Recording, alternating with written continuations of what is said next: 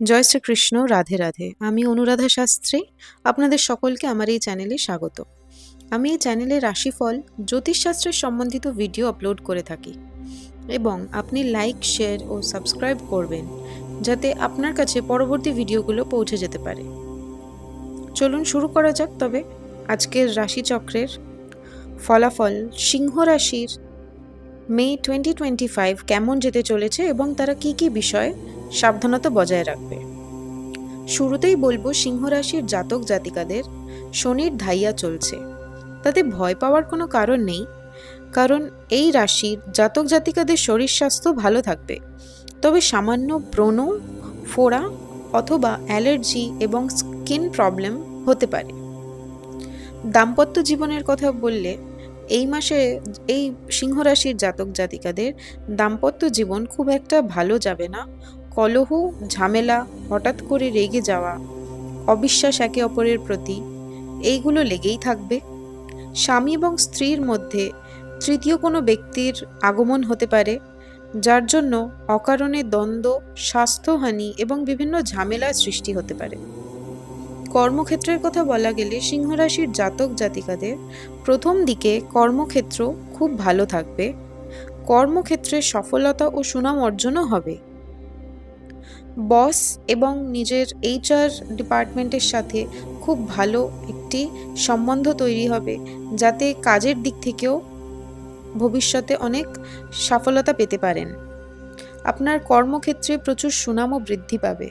প্রচুর পরিমাণে আয় বৃদ্ধি হবে এই মাসে। হঠাৎ ধন প্রাপ্তিরও যোগ দেখা যাচ্ছে সিংহ রাশির জাতক জাতিকাদের।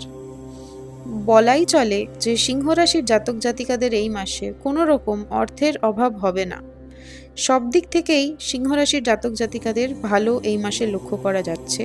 কর্মক্ষেত্র পরিবর্তন হওয়ার সম্ভাবনা দেখা যায়। বিদেশ যাত্রা আছে এবং শুভ ফল প্রদান করবে এই মাসে সিংহ রাশির জাতক জাতিকাদের।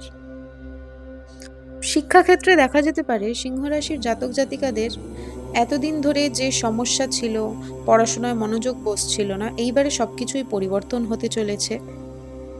এই মাসে সিংহ রাশির জাতক জাতিকাদের লেখাপড়ায় অত্যন্ত আগ্রহ, ধ্যান এবং সফলতা প্রাপ্ত হবে।